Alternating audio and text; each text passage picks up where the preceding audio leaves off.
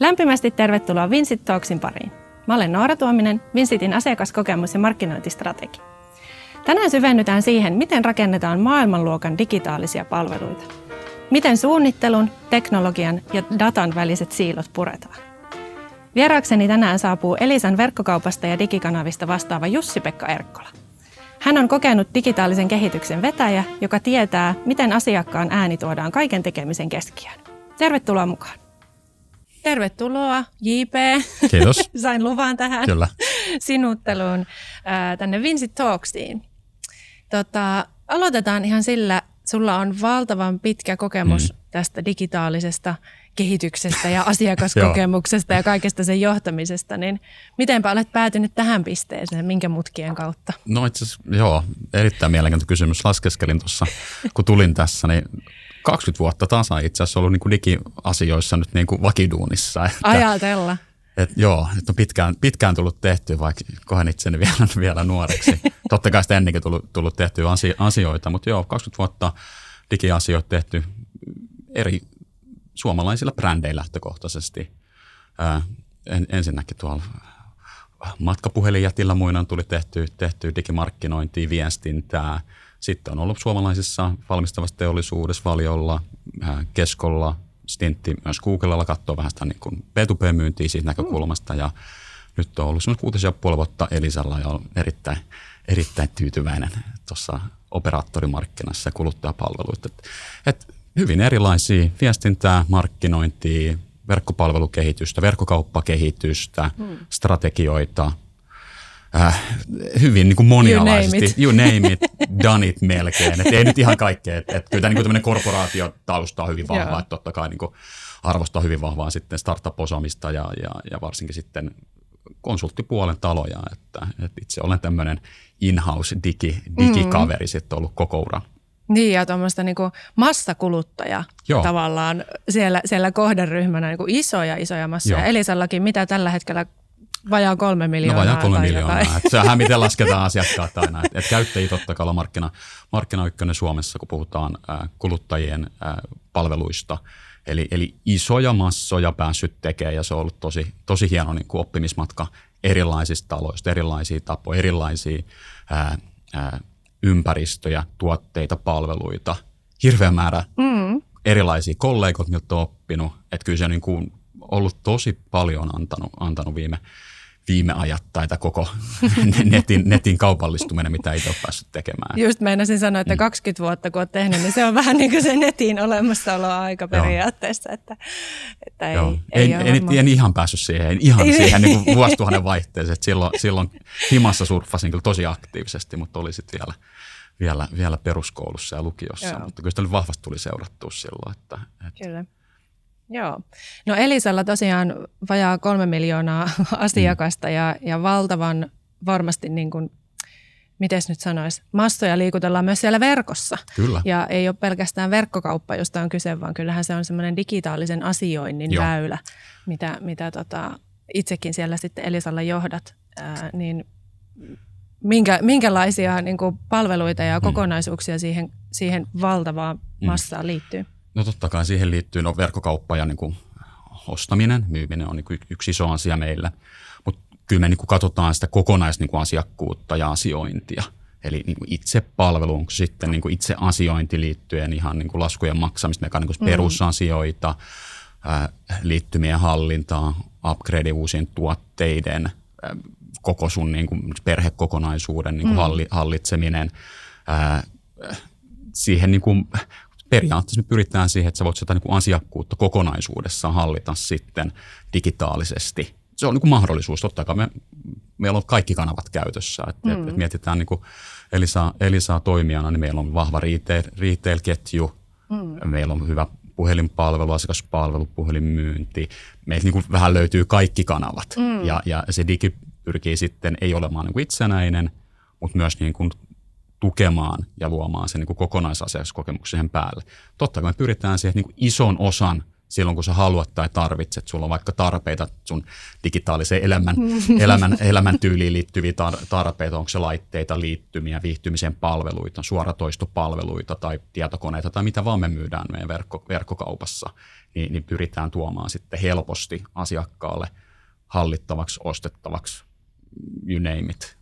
Pyritään tekemään sitä. Että kyllä se niin kuin kokonaisasiakkuus, kun me puhutaan kumminkin jatkuvasta asiakassuhteesta meillä, mikä on aika erilainen itse asiassa sekä sieltä niin kuin teknisestä näkökulmasta lähtien, mutta myös siihen niin kuin asiakkuuteen lähtien verrattuna vaikka perinteiseen verkkokauppaan. Niin se tuo semmoisen niin kuin omanlaisen twistinsä. Ja sitten totta kai teknologiatalo on teknologiatalo, joka tuo sitten taas omanlaisen niin kuin näkökulman siihen koko stackiin. Ja nyt päästään sitten siihen hirviötermiin, eli se subscription business tai tämän tyyppinen. Eli mistä siis puhutaan, miten se suomentaisit tämän subscriptionin, koska se on tosiaan, niin kuin sanoit, aika erilainen se teidän asiakkuus kuin sitten perusverkkokaupassa. Perusverkkokaupassa puhutaan vaikka kappaletavarakauppasta. Totta kai mekin pystytään ihan voit koska vaan tulla ostamaan niin laitteen meiltä ja maksaa se ja that's about it. Mutta kyllä se niin kuin iso osa on sitä meidän niin kuin olemassa olevien liittymäasiakkaiden, eli sen jatkuvan niin kuin laskutusasiakkaiden ja niin kuin jatkuvan asiakkuuden ympärillä niin kuin tapahtuva kehitys, palvelukehitys, uudet tuotteet ja se niin kuin asiakaskokeman kehitys siinä. Että se antaa paljon niin kuin mahdollisuuksia, että sulla on niin kuin se jatkuva suhde siihen asiakkaaseen.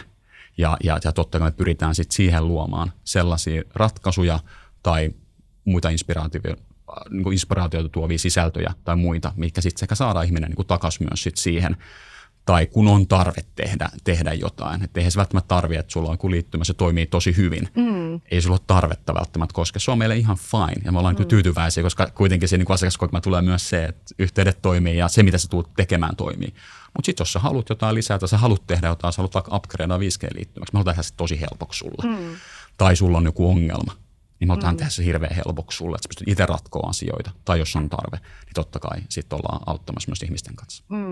No tuossa aiemmin mainitsitkin, että se tämän tyyppinen niin kuin asiakkuusmalli, jos nyt näin voi sanoa, millä muulla sitä kutsuisi, mutta asettaa niin kuin tiettyjä haasteita ja mahdollisuuksia sekä sitten sen asiakaskokemuksen näkökulmasta, sen koko asiakaspolun hallinnan näkökulmasta, miten me lisätään asiakasymmärrystä ja tuodaan se sinne arkeen ja kehitykseen, mutta sitten myöskin sieltä niin kuin järjestelmäpuolelta ja teknisestä näkökulmasta, että miten me tulkitaan sitä yhden asiakkaan takana olevaa dataa ja käyttäytymistä ja sitä. Niin mites tässä viidakossa, miten lähtisit haarukoimaan? No kyllähän se on silleen, että me pyritään ymmärtämään sitä asiakasta. Osittain tulee se asiakasdatan kautta. Meillä on pyydetään asiakkaat tiettyjä lupia, hän antaa meille tiettyjä lupia käyttää, sitä me saadaan tiettyjä asioita käyttää. Siihen asiakasdataan liittyen, ei yksilöivää dataa, pyritään ymmärtämään sitä koko niin kuin asiakasmassaa. Ja sitä kautta sitten totta kai tarjotaan ja kehittää meidän palvelut. Puhutaan meidän digipalveluista, verkkokaupasta, asioinnista, myös ihan meidän niin kuin, muistakin niin kuin, tuotteista palveluista, kun se lähtee hyvin pitkälle siitä. Mutta kyllä me myös niin kuin, vahvasti otetaan asiakkaita mukaan siihen meidän niin kuin, palvelukehitykseen ja pyritään saamaan niin kuin, sitä ymmärrystä sitä kautta. Meillä on vahva niin kuin Customer Insight-porukka, mikä tuottaa niin kuin isompaa dataa sekä meidän niin kuin, datamassasta, totta kai ulkopuolista dataa, sitten totta kai me testataan paljon meidän tuotteita, mutta jos katsotaan vaikka meidän digipalvelukehitystä, niin me niin kuin eksperimentoidaan tosi paljon, että kokeillaan erilaisia, onko kyse AP-testauksesta, jostakin multi-bandit-testauksesta tai niin kuin muistaa, että hei, tuodaan erilaisia toiminnallisuuksia, tehdään käyttöliittymiä erilaisia, katsotaan, että hei, mitä meidän asiakkaat niin kuin käyttää tai tykkää tai mikä niin kuin konvertoituu paremmin tai tuo parempaa customer effort scorea tai asiakastyytyväisyyttä tai helppokäyttöisyyttä meidän tuotteen. Me pyritään niin kuin tosi vahvasti hyödyntämään sitä niin kuin dataa ja ymmärtämään siitä, että me saadaan siitä jonkunlaista niin kuin insight, että hei, tämä nyt luo meille jotain. Niin kyllä se on niin kuin yksi semmoinen niin kuin ohjaava tekijä meillä niin kuin Elisalla.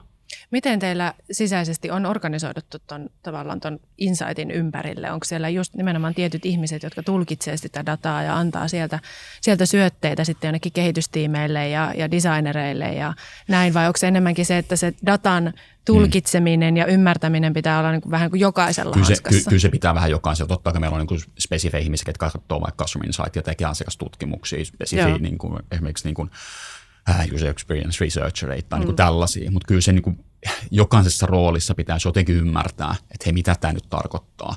Ja mun työn kannalta. Ja mikä on relevanttia data. Datahan on paljon, data kerro itsessään mitään. Ja teillä on sitä varmaan jonkun verran.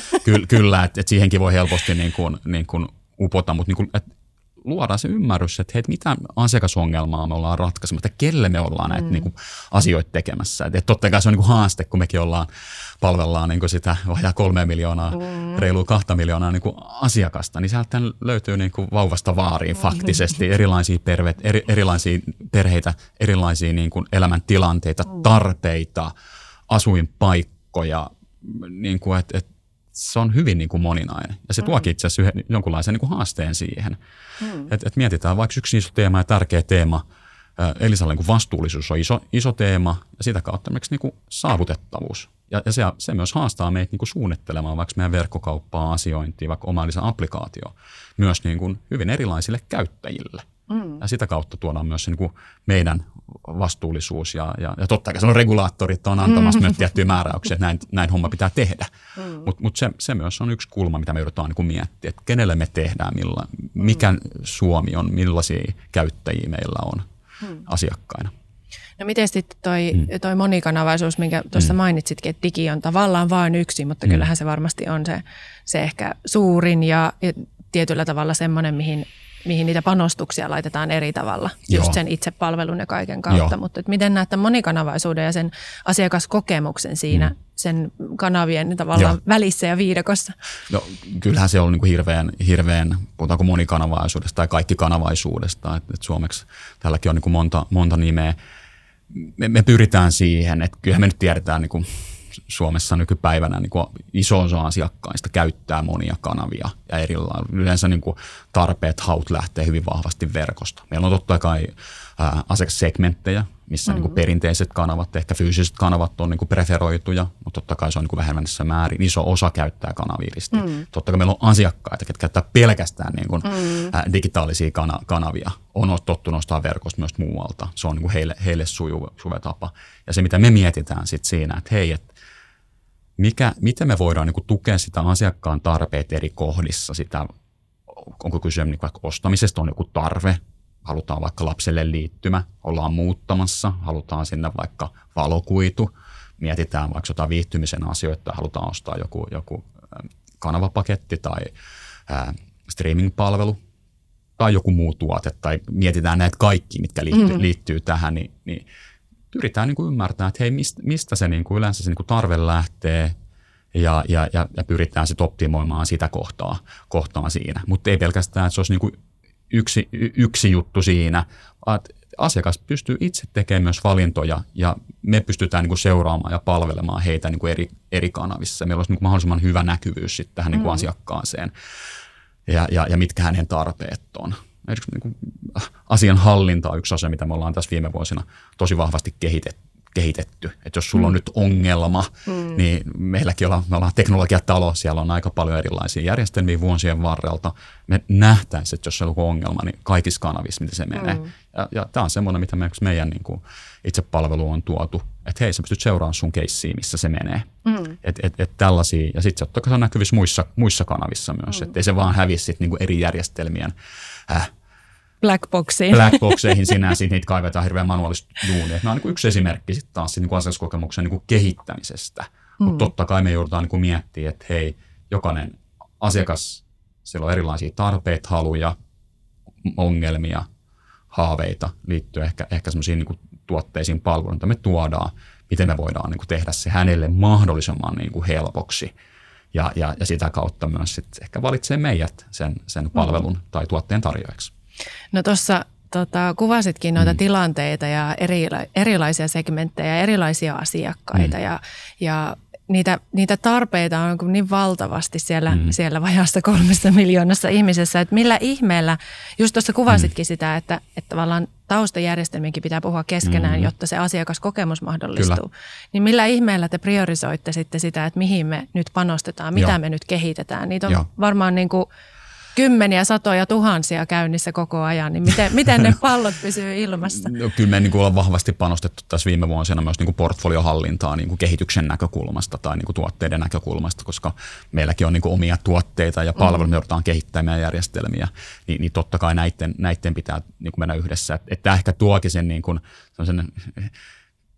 mielenkiintoisen suolan, kun puhutaan niin kuin tämmöisestä niin kuin operaattorimaailmasta. Että se ei ole pelkästään sitä verkkokaupan tai sitä niin kuin retailin, ehkä sitä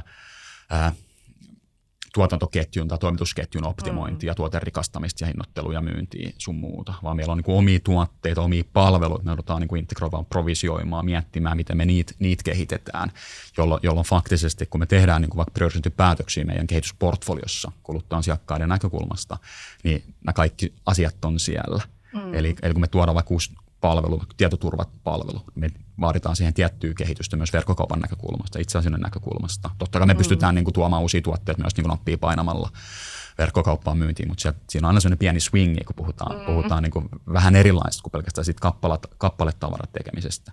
Ja totta kai niin kuin taustajärjestelmät, se koko stack on niin kuin äärimmäisen tärkeä siellä, koska se myös mahdollistaa sen niin kuin monikanavaisen tai kaikkikanavaisen kokemuksen ja toiminnan. Ja se on myös semmoista, mihin me paljon niin kuin panostetaan yhteisiin kyvykkyyksiin. Että hei, me tehdään järkevästi asioita. Ei tehdä niin kuin asioita moneen kertaan, vaan mietitään ja priorisoidaan sen mukaan. Me pystytään tekemään sellaisia kokemuksia, että se tuntuu vaikka eri kanavissa hyvin niin kuin luontevalta ja samantapaiselta. Joo, ja toi, että te myytte sekä digitaalisia palveluita tietyllä tavalla, että sitten niin kuin fyysisiäkin, niin sekin vaihtelee varmasti tosi paljon. Ja sitten tavallaan kun tuodaan uusia, sanotaan nyt digitaalisia palveluita vaikka markkinoille, niin tuntuu, että ne on kuitenkin, vaikka tietyllä tasolla ne on varmaan vähän niin kuin MVP alkuvaiheessa, mutta ne on kuitenkin viimeisteltyjä riittävästi sen asiakaskokemuksen varmistamiseksi, että niin kun, kyllä se palveluiden ja tuotteiden paljous näkyy kuitenkin sitten tosi laadukkaana myös kaikilta osin. Ihan sama, mikä se on sitten se asiakkaan tarve ja se asiakkaan niin kuin sen hetkinen. Ja tuossa on niin kuin hirveän oikeassa. Sitten kun puhutaan, että meillä on digitaalisia palveluita, sitten ehkä tämmöisiä fyysisiä tuotteita, meillä on myös niin kuin näiden yhdistelmiä, kun puhutaan niin kuin, vaikka niin kuin paikantamiseen liittymistä palveluista sun muista, mitä ollaan tässä viime vuosinakin testailtu ja kehitetty eteenpäin, että ne tulee myös yhteen, niin kuin kuluttaja-IoT-puolen asiat. Mutta siitä sä oot hirveän oikeassa, että jos mietitään vaikka asiakaskokemusta niin kuin Elisan näkökulmassa, niin kyllä niin kuin, se on tärkeää, että meillä niin kuin vaikka se asiakkuuden alku, jos tulee vaikka verkon kautta tai vaikka myymälässä, että se niin kuin on hirveän mutkaton ja sujuva ja sä tunnet itse niin kuin tervetulleeksi, että tämä homma niin kuin sujuu ja sua on kuultu tai että se verkkokauppa toimii just niin helposti kuin se pitää. Mutta sitten kuitenkin niin kuin iso osa meidän palveluista on jatkuvassa käytössä, jolloin se lunastetaan, se kuitenkin se arvo siinä käytössä. Et se on sekä että totta kai niin kuin ne asiointi, niin kuin digipalvelut, jos katsotaan niin verkkokauppa-asiointia, tätä kokonaisuutta, meidän mobiiliaplikaatio, ne toimii just eikä niin kuin pitää, mutta myös sit se, että se tuote, mitä sä käytät, että sun valokuitu just toimii niin kuin sä odotat, että se toimii, mitä on ajateltu, tai liittymä ja 5G sit siellä, missä sä sitä käytät töihin, vapaa-aikaa sun muuhun, niin siinäkin sä lunastetaan, että niin kuin koko ajan me lunastetaan sitä niin kuin asiakaskokemaa. Kuulostaa aika raskaalta. No ei. Johtajan näkökulmasta, että siis hyvällä tavalla raskaalta. Ja siis just se, että niitä mahdollisuuksia on valtavasti ja just, että teidän täytyy ajatella sitä digitaalista puolta ja niiden palveluiden toimivuutta ja sitten samaan aikaan miettiä niitä fyysisiä, miettiä varastoja ja miettiä toimituksia. Että tavallaan se teidän malli on niin kuin hybridi tosi monenlaisesta toimialasta. Se on tosi totta kai siis en itse vastaa kun näistä digipuolelta. Minulla on niin kuin loistavat kollegat, me ollaan ihan niin kuin fantastinen niin kuin porukka Elisalla, ammattilaisia tekee näitä asioita. Et porukallahan näitä niin kuin tehdään asiakkaita varten. Mutta kyllä se niin kuin oikeasti on siinä, että kun itselläkin on retail-taustaa, niin meillä on niin retailia, sitten meillä on sitä niin kuin teknologiapuolta, sitten meillä on ehkä niin kuin valmistavaa semmoista ei ole, mutta siellä on myös tiettyjä juttuja, vaikka Elisa viihde ja siihen liittyvä boksi ja viihteen jutut, niin se on osittain niin kuin omaa niin kuin tuotantoa myös niin kuin siitä näkökulmasta. Tulee tosi monta asiaa niin kuin yhteen. Se on silleen niin kuin erittäinkin kiehtovaa. Ei ainakaan lopu tekeminen kesken. Ei, enkä usko, että muuallakaan niin loppuu digitekeminen nyt heti kesken, kun puhutaan vaan AI-puolesta tai muusta, mutta kyllä niin kuin pystytään jatkuvasti parantamaan sitä meidän tekemistä. Jos vertaa vaikka verkkokauppaa tai meidän niin kuin itseasiointia, niin sitähän me ollaan viime vuodet tässä tehty ja pitempäänkin, mitä itsekin on ollut. Että jatkuvasti parannettu, jatkuvasti rakennetaan. Se on mitä jatkuvasti meillä niin kuin meidänkin ammattilaiset, kehittäjät, designerit, jengi niin kuin tekee tälläkin hetkellä siellä yhdessä, että hei, miten me tehdään parempi asiakaskokemus, miten me voidaan niin kuin myyntiä avittaa, miten me tämä ratkaistaan asiakkaalle helpommin tai tehdään se niin, ettei siihen tarvitse edes niin kuin koskea, vaan pystytään niin kuin vaikka ihan automaattisesti verkon kautta tekee eri asioita ja ratkoa semmoisia niin kuin ongelmia, mitä ehkä aikaisemmin on jouduttu manuaalisesti tekemään. Että kyllä se niin kuin laatu kokonaisuudessaan on sellainen, mihin me tähdätään. Ja Elisalla on hyvin vahva semmoinen niin kuin jatkuvan parantamisen eetos ja kulttuuri, joka sitten avittaa totta kai, että no niin, hyvä, nyt tässä opittiin näitä, miten me tehdään paremmin seuraavaksi, mitä me tuli joku FIBA, okei, opitaan siitä, miten me tehdä tätä seuraavan kerran, tai mihin mä viittasin tässä just vaikka verkkokaupan osalta tai itse asioiden osalta, me tehdään tosi paljon eksperimenttejä, pyritään sitä kautta oppia, että hei, kaikilla on ideoita, kaikki, jotka tekevät digijuttuja, hirveästi on ideoita, niitä tulee itseltään tai muilta, okei, se voi olla hyvä tai ei, mutta jos me voidaan testata sitä ja katsotaan toimiiko se. Että kyllä se niin kuin iso osa on myös sitä, että opitaan, että tämä nyt ei ehkä ollut sit se, niin kuin, se juttu. Että. Ja toisaalta sitten myös rohkeus siihen, että uskalletaan testata. Joo. Ja pakkokin on uskaltaa tuommoisessa bisneksessä ja kun ollaan kunnianhimoisia siitä. Ja toki teidän verkkokauppa on palkittu myös Suomen pidetyimpänä ja suosituimpana ja mitä kaikkea. Ja paljon olette saanut siitä krediittiä, että paljon hyvää selkeästi siellä tehdään. Vähän siihen peilaten olisi kiinnostavaa vielä kuulla siitä, että kun paljon puhutaan siiloista tietenkin, oli sitten liiketoiminnan ja IT-välinen siilo tai designereiden ja data-ihmisten välinen siilo tai kaikkien näiden yhdistelmää, niin miten tollaisen kokonaisuuden pyörittäminen menestyksekkäästi varmasti tarkoittaa sitä, että niitä siiloja ei voi paljon olla. Niin miten näet, onko teillä siiloja? No rehellisyyden nimissä ainahan joka organisaatiossa on. Ja ne pitää niinku tunnistaa ja sitten niissä pitää vaan pyrkiä työskentelemään jatkuvasti se yhteisen niinku vision pohjalta. Ja kyllä meillä niinku kehitysportfolio-duuni, mitä me tehdään, niin on tuonut paljon semmoista niinku yhtenäisyyttä eri business unittien ja tekijöiden niinku välille ja myös siihen niinku päätöksentekoon. Me pystytään niinku ihan vaikka meidän johtoryhmän tasolla päätään, ne prioriteetit, näitä tehdään. Sitten kaikki tietää sen. Se on niin kuin selkeä asia. Sitten voidaan totta kai debatoida niistä.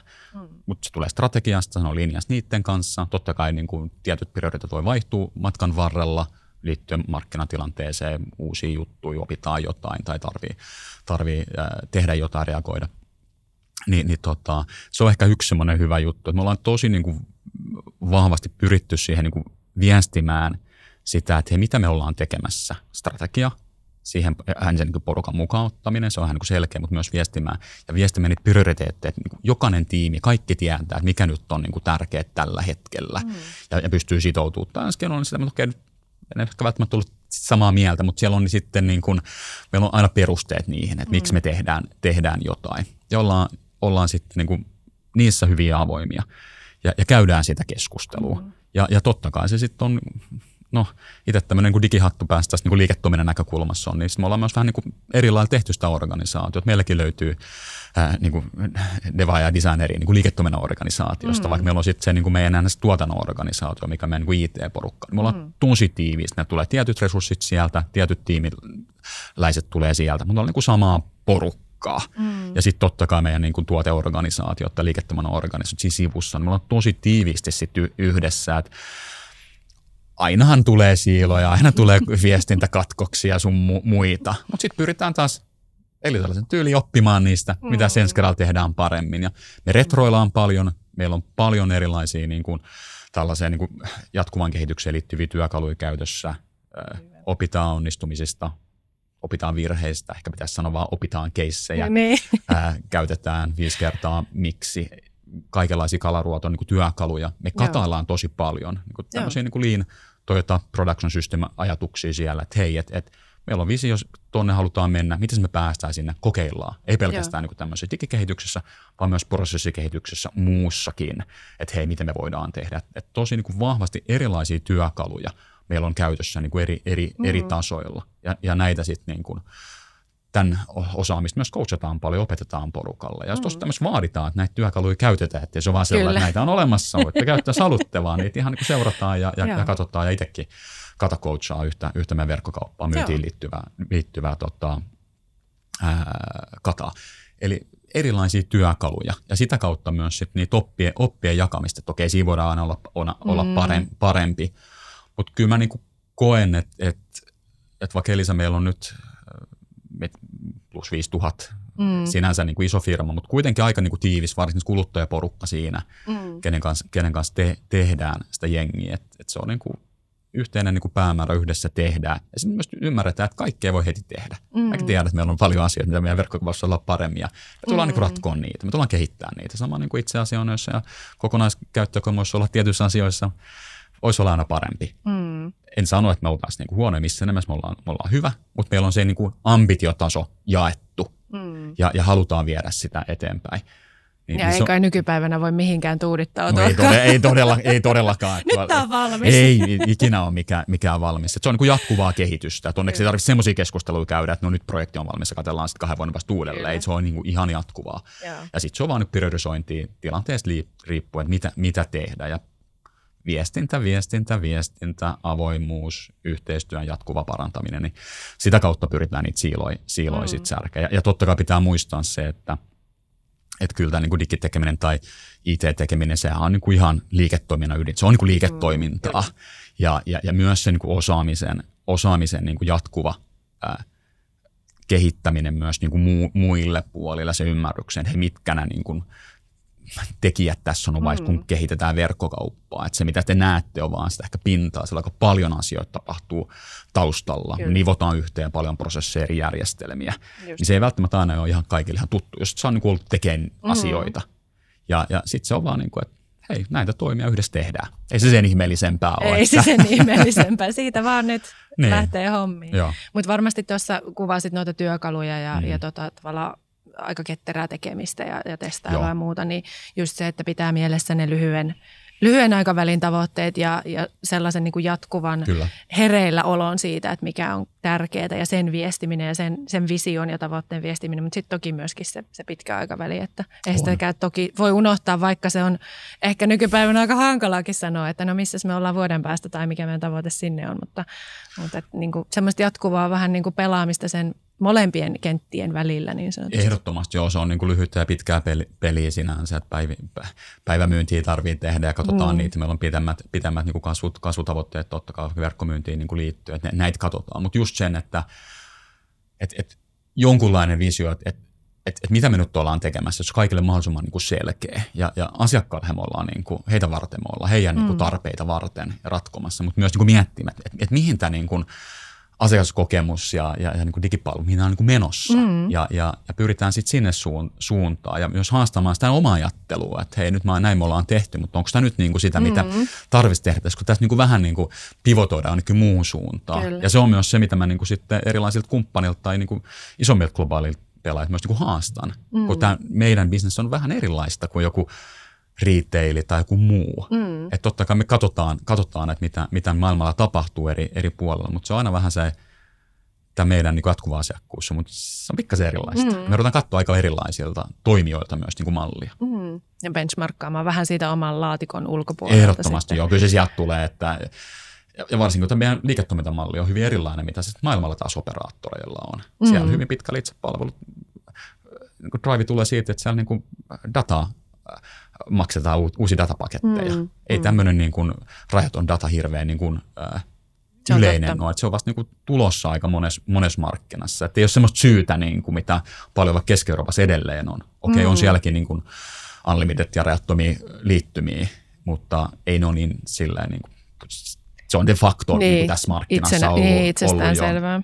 Että sekin kannattaa miettiä, että tämä on pikkasen erilainen markkina. Kyllä. Okei, eli Etelä-Koreassa taas toinenlainen, että sinne suuntaan, mutta että tässä joutuu niin kuin vähän miettiä, että hei, että mistä voisi jo tulla jotain uusia ideoita ja oppia. Pakko kysyä vielä tähän loppuun.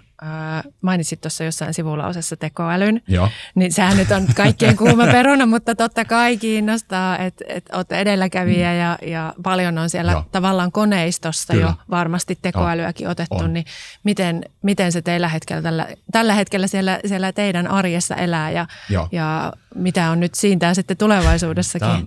Tämä on loistava kristallipallokysymys. Joo, mutta kuten sanoit, niin Elisahan on niin vahvasti, me ollaan kehitetty omaa teknologiaa myös, niin verkko-optimointi, mitä itse käytetään, mitä me ollaan myös myydään muille operaattoreille, tai sitten ihan niin kuin vaikka tuolla teollisen tuotannon puolella. Siinä ei ole tekoälyratkaisu, että se on niin kuin kasvava KV-business meille, ja se on niin kuin hienoa, enemmän niin kuin B2B-business siellä. Totta kai me ollaan myös meidän yritysasiakkaita hyvin vahvasti palvelemassa erilaisilla tekoälyratkaisuilla. Mehän siellä tehdään tosi tiivistä yhteistyötä Microsoftin kanssa ja Copilot ja sun muut, niin se on niin kuin yhtenä tuotteena myös meillä siellä.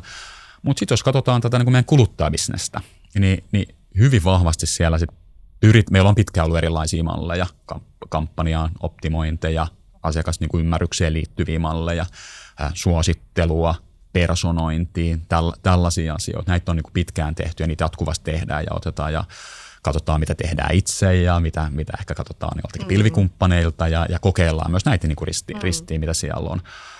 Mutta paljon on tällaista niin kuin asiakaspalveluun erilaisia ratkaisuja tällä hetkellä niin kuin haetaan. Niin kuin tämmöisiä Copilot-juttuja just, että mikä avustaa heitä siinä asiakasduunissa tai ratkoo ehkä jotain sellaisia niin kuin, duuneja, mitä aikaisemmin joutuu itse ehkä manuaalisesti tekemään. Näitä katsotaan. Totta kai erilaiset Copilot-ratkaisut meidän niin kuin kehittäjille. Ne on ihan selkeä asia, mitä moni ja mekin hyödynnetään.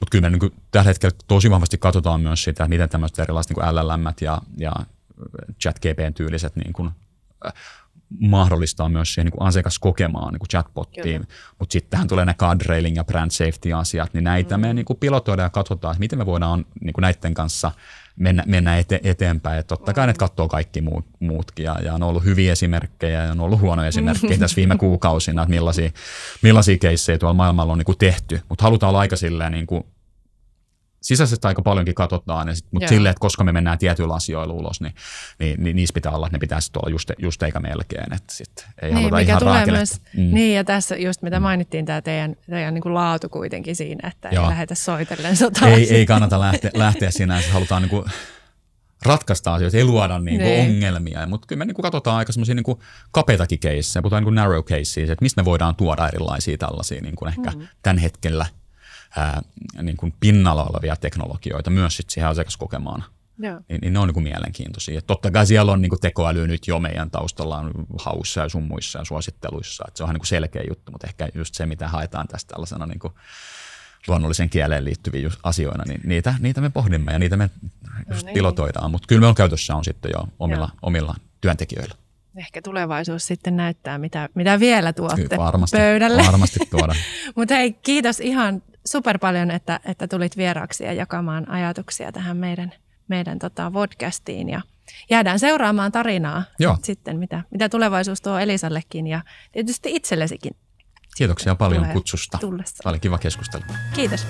Kiitos.